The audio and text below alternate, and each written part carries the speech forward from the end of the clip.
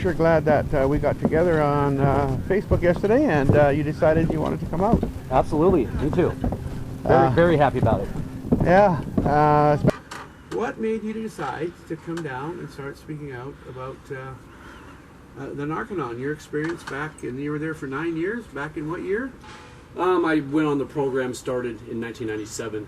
Actually, I arrived, I believe it was October 30th, 1997. It was like the day before Halloween, a couple days before Halloween. Because I was all skinny and strung out and pale, and my head was shaved like it is now. So I look like powder. I don't know if you remember that movie. No. Anyway, so everybody's like, you should cover yourself in talcum powder and be powder for Halloween. Anyways, so 1997 October to September 2008, and I did leave home in 2000. I did leave Narconon in 2004 to go home. My grandmother had been diagnosed with breast cancer, and we figured at 87 years of age he was probably going to kick off. So we wanted to be there with her for her last bit of time here. But her being who she is, she kicked the cancer's butt and lived to be 94. So, anyways, yeah, I went back after that because my drug case was not, or my drug addiction, whatever you want to call it, was not handled. So Cheryl and I, we relapsed, right? And then we got divorced. And when I got divorced, I went back down to Narconon, and I only lasted there for about 2 years. Right? The light started going on, basically, and started looking around. It's like, this math doesn't wash. This doesn't add up. I'd gotten to the point where I was in charge of the McAllister facility, and all I was doing was just being a security guard, sitting there all day, because we'd run out of money. Yeah. And there was no more money to do anything, and so all I'm doing is just sitting here, and it's just like, whatever. And you and I discussed it in private messages, and when you first arrived with over 200 pages of documents and the video, I said, "Are you sure you want to do this? You may be harassed, and really think about it before you decide on doing this, Jason." Why did you decide it's time? It's just the right thing to do. Church of Scientology is an evil organization. Period. And I've got all this in my head. All these experiences, all this knowledge about this, and it's doing me no good. So if I can let people know what I've been through, my experience, and if it can help them in any way, great. I don't want anything for myself other than just hopefully my experience can be of use to others. Well, it will. I mean, the documents that you brought, most of them have never been seen or posted on the internet before. I mean, this goes back to 1991, these documents. Right. They're incredible. I was stunned. You're a courageous man, and I'm honored to have met you, and glad that you're doing this. I'm glad I'm doing it too. I just wanted to make sure that you wanted to do it, right? And that you are aware of, fair game and dead aging. Absolutely, yep. My cousin is Richard Hurst, so I am fully aware of what they're capable of and what they are prepared to do. Yeah, I'm fully aware, painfully aware of Well, I gotta hand it to you. It's I'm impressed. Well, I gotta hand it to you because I'm impressed as well. Well, thank you very much, Jason, and we're going to do the news story on this and get these documents posted online and take it from there. And I'm very grateful you came down. Thank you very much appreciated. No problem. Anything I can do to help. I think it'll help a lot of people, perhaps even some of the lawsuits. It'll help the public to see, what it's all about, what happened back there when you were in. How long were you in, actually? So, I can give you specifics on this, actually. So, I graduated my Narconon program June 14th of 2008 and immediately went on to training. And then I came off of staff in 2004 in April. And then I came back on in September or October of 2006 and stayed from 2006 to 2008. So there was that year and a half in between, you know, where I wasn't involved, but I wasn't officially out. I was still talking with people at Narconon. I was still my friends. I hadn't said anything about my opinions of it. And I was still kind of on board, too. I was still kind of like, well, you know, I mean, it's got all this crap to it, but there's still a lot of good for it, you know, from it, whatever. But that was then, you know. Yeah, a little more time, you know, I started opening up a little bit more to get to the point where you can't ignore it anymore. I couldn't, you know. I couldn't. How are you doing today? In your head? It's, you know, it's a day-to-day thing. You know, I mean, I'm happy with who I am. I mean, I'm happy with my life. I love my family. You know what family I have left. Yeah. You know, the world's a mess, but you know what's new. But yeah, no, it's always in my mind. I mean, not always. I mean, but at least once a day. At least once a day, there it is. You flash back to some events back then. Yeah, I know the feeling. Yep. I think it's very common with people who come out of Narconon or Scientology that just little things will trigger, and you'll remember something from back then. Right. And it's inevitable. And we may take this to our passing. When we pass, who knows? But right. At least we're happy now. We're free. We're free from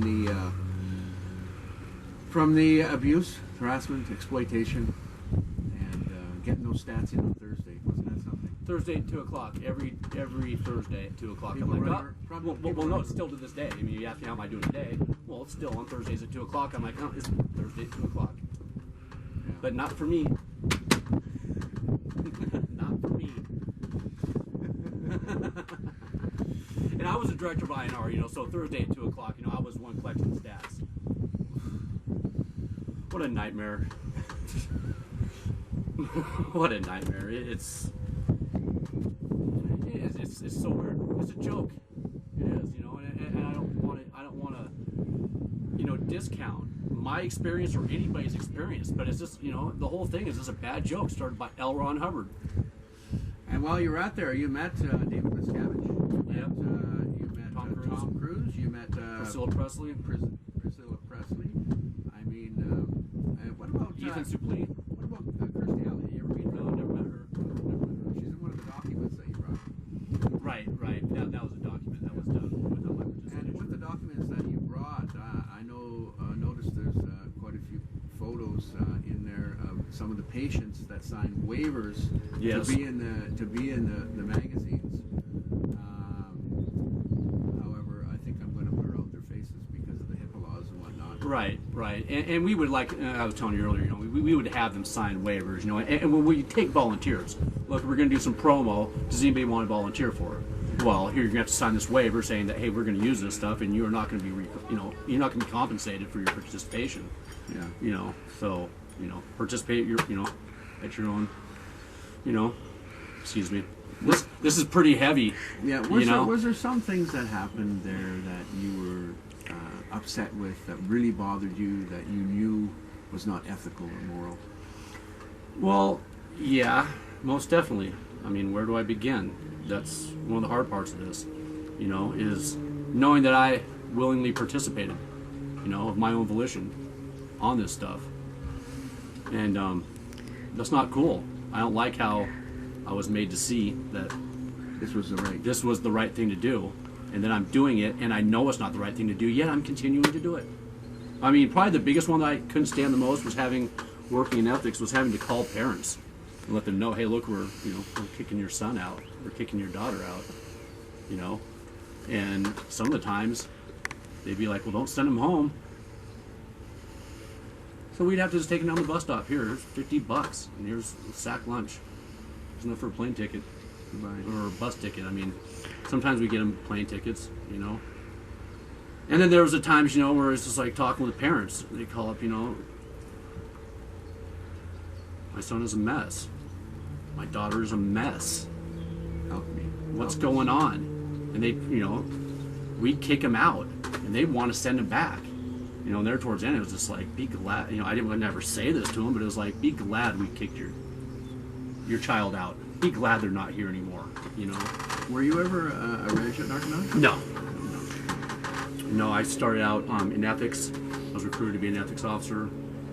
I worked my way up to department head, Department 3, Director of Inspections and Reports.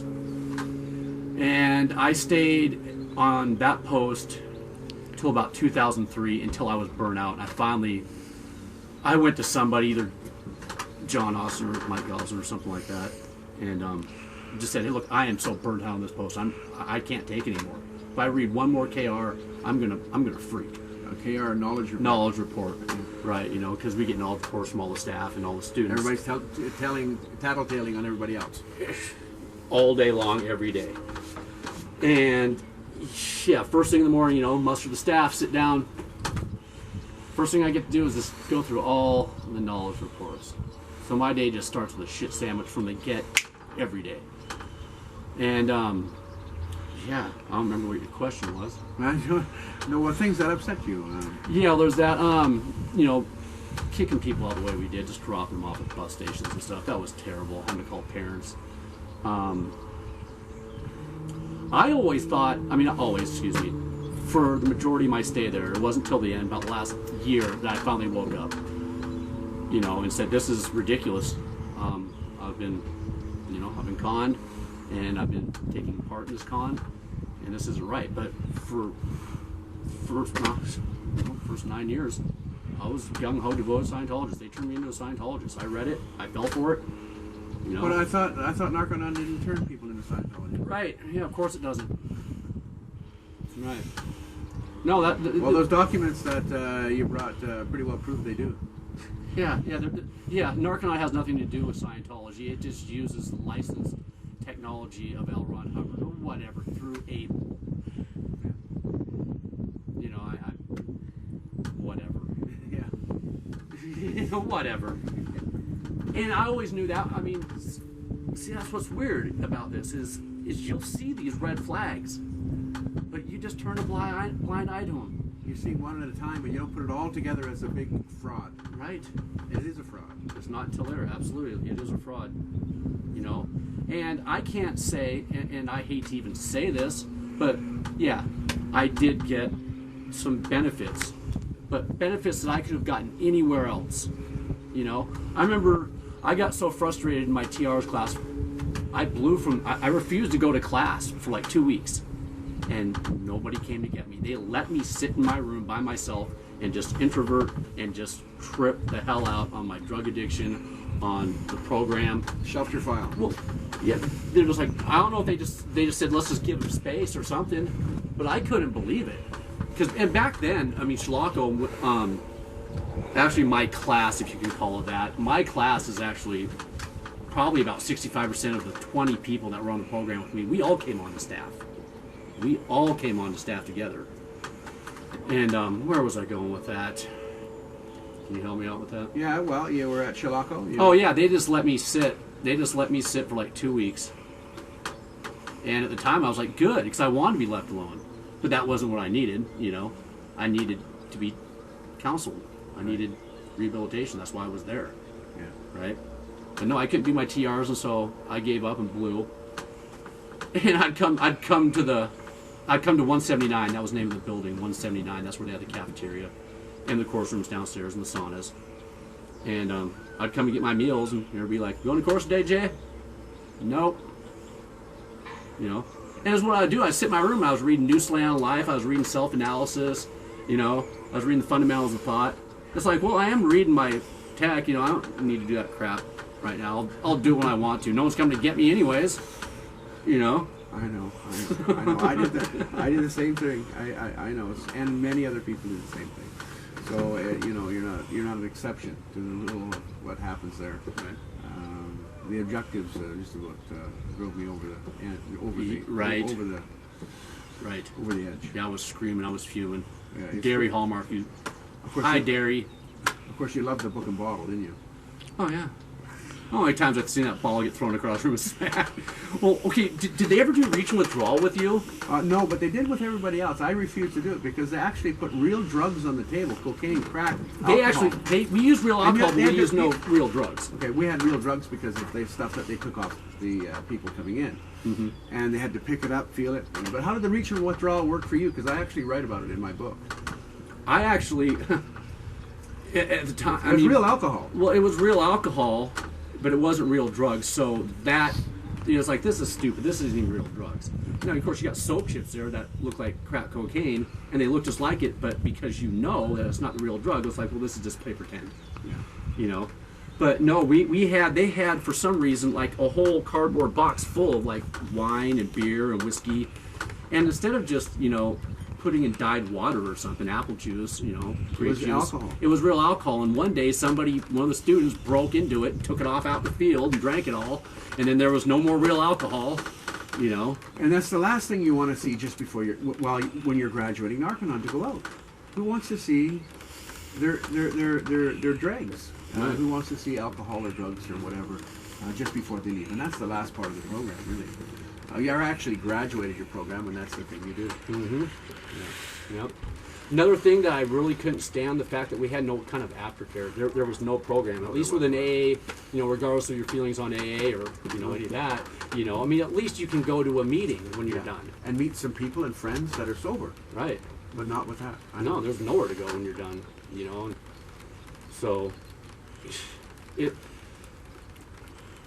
an acceptable truth, right? That's what Scientology teaches, You don't lie.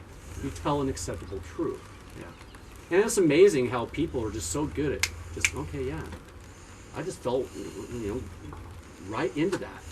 I know what you mean. I've been doing that since I was like 4. Well, I was hungry, Mom. That's why I stole the cookie. Well, you're not supposed to. Well, because I was hungry. That's the acceptable part, right? Yeah. And the truth is, you're still stealing the cookie and you're still lying about it. That doesn't matter. I don't want to get in trouble. Anyways, having to talk to parents, that was always tough. That was, it is very tough. Because they're freaking out. Yeah, because they could lose their child. Right. They don't know what to do. One of the things that I did feel guilty about was not returning phone calls. After a while, you doing that, I don't want to call. I got nothing to tell them. Yeah. What am I going to tell them? We're not going to bring your kid back. Yeah. Okay, well, Jason, I can't thank you enough. I can't thank you enough either. Jason, I want to thank you very much for delivering all these documents. You're a very courageous man, and I think it will help a lot of people. You've been a good friend, and that's in the thick and thin.